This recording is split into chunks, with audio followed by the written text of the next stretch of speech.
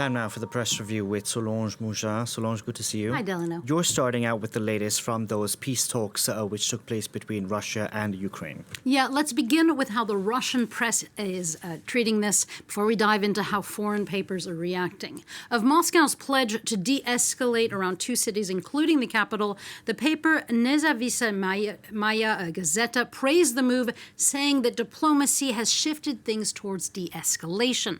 While it notes that talks did not lead to a ceasefire, the Russian paper says that this could be a turning point. But papers outside of Russia aren't so optimistic, are they? No, for the British paper Metro, it is Russian roulette time because of both promises from Moscow but also a wariness from Washington.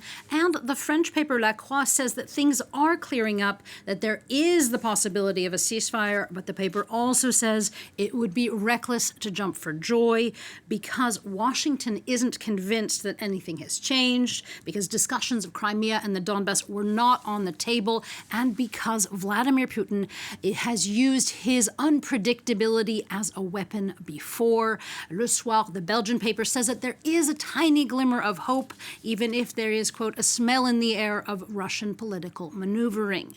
Forever with its great headlines, Libération asks if the talks were a leurre or a lueur, a trap or a glimmer of hope. The paper says it is tempting to believe in de-escalation, yet it argues that Russia's willingness should be measured in simple humanitarian gestures. And for now, the paper writes, a humanitarian corridor in Mariupol is still not possible because of the violence, and more than 1,000 Wagner troops are also being deployed in Ukraine. Exactly. So talking about the Wagner Group, some of those troops which are serving in Africa, in Mali particularly, could be heading to Ukraine. Yeah, Le Monde has an interesting article today about the militia's presence in Central Africa, in the Central African Republic.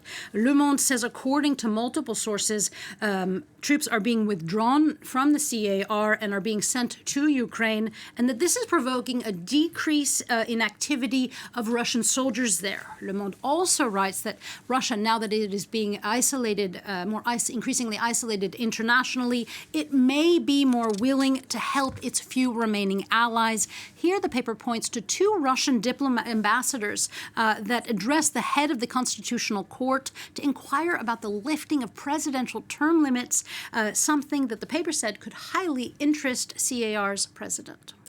Heading to the United States next, where papers there are discussing some missing call logs on one day in particular.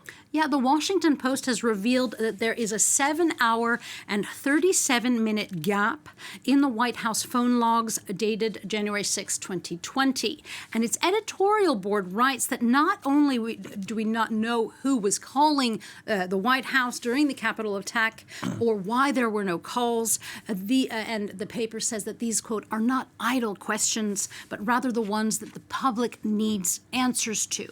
And for Michael de Adder of the Post, there's no doubt that calls were made from within the White House, but his cartoon illustrates we don't know if the call logs were scrubbed or if back channels such as burner phones were used. Wow. Now, there's currently another controversy in the American press over Donald Trump's call to overturn the election after that riot on the 6th of January. Yeah, in addition to these logs, the press has been discussing, and for a few days now, the 21 texts of the wife of the Supreme Court Justice Clarence Thomas. And in those texts, Ginni Thomas voiced conspiracy theories and also her frustration that the election wasn't being overturned. She voiced this to the White House Chief of Staff. And as The Hill tells us, the controversy now has GOP, the Republican lawmakers, scrambling. And the FT says that Democrats on the other side now want there to be a code of ethical conduct for the Supreme Court, for the committee investigating the January 6 attacks to call Thomas to the stand. And there are also calls for Justice Thomas to resign or in the least recuse himself from cases that pertain to this incident, the attacks, and also to his wife's conservative activism. And you've found something to inspire us. Tell us. Yeah, the Post is publishing today the parting words of sorts of Madeleine Albright, the former Secretary of State, died last week. But months ago, she wrote about what she sees as what is essential in life. This I found quite inspiring. She wrote, quote, "To me, resilience of spirit, far more than brilliance of intellect, is the essential ingredient to a full life." And then she ended her column by saying, quote, "So let's buckle up our boots, grab a cane if we need one, and march." It's fantastic, isn't she? Now, you're ending on some sports news. Yes, it shows some sort of resilience of spirit and body, I think. They fought until the end, and now rendezvous in Doha. That is how La Presse is celebrating Tunisia's qualifying for a spot at the World Cup. Now, Portugal is also feeling the joy after beating North Macedonia. Yesterday, the paper Abola celebrated by saying, quote, "We're following a dream." And my favorite of the day, and proof of resilience, I believe, comes from the front page of Le Jour. "We did it," says the French language paper, over Cameroon's overtime win against Algeria to nab in the 210th minute, the very end, a spot in the World Cup. Solange, thank you very much for that. Solange Mougin there with the press review, and you can watch other editions of our press review on our website. The address is france24.com.